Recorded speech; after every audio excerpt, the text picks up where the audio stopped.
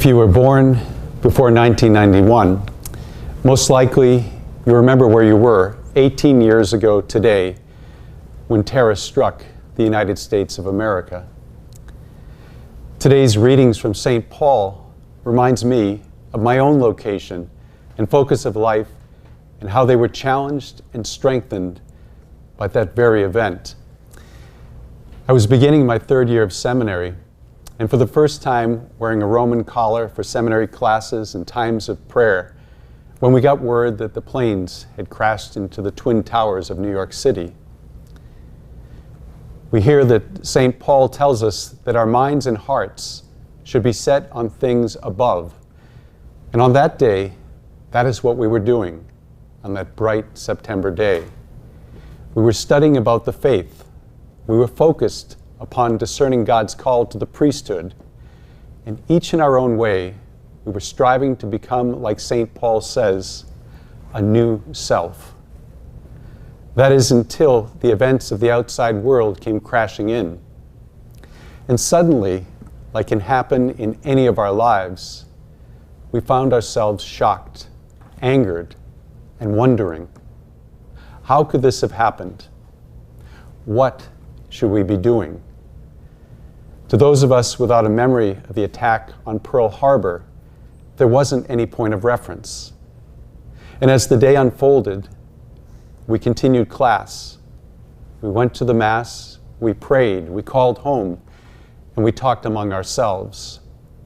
For some of us, there was a reaction that we wanted to avenge these heinous acts upon our country.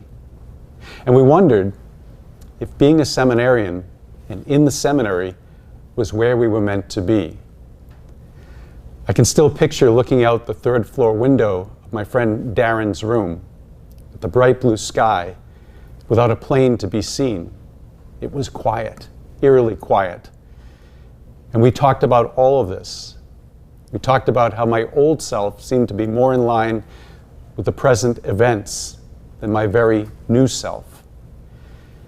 It turns out that the future Father Darren was the right one to talk with, as he had been a major in the Air Force.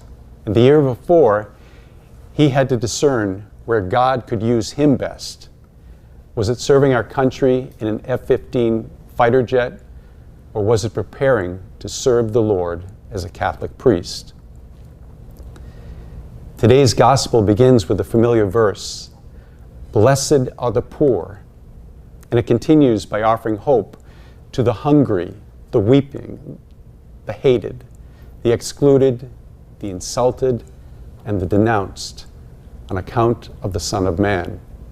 And it promises, for your reward will be great in heaven. But in that same gospel, there is also a message of warning.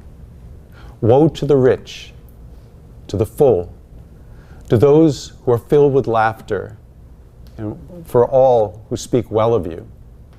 For there will be an experience of the reversal of all of these.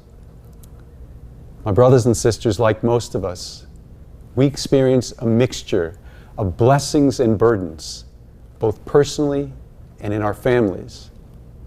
We need to hear that God is closest to us when we are most in need. But we also need to hear the message today that we should never lose track of Him, and that our mission should never be diluted or sidetracked by earthly rewards, such as the pursuit of money or success or popularity. Instead, we are called to be attentive to those who hunger and weep, those who are excluded, and any who are materially poor or poor in friendship and seeking our help. I'm so grateful that God, with the voice of experience and faith and prayer, that my friend Darren reassured me that it was no accident that any of us were there where we stood, as imperfect as we were and are, striving to become a new self, renewed in the image of God. My brothers and sisters, as we continue this solemn day, may we pray for those families who've lost loved ones, and also those who were severely injured.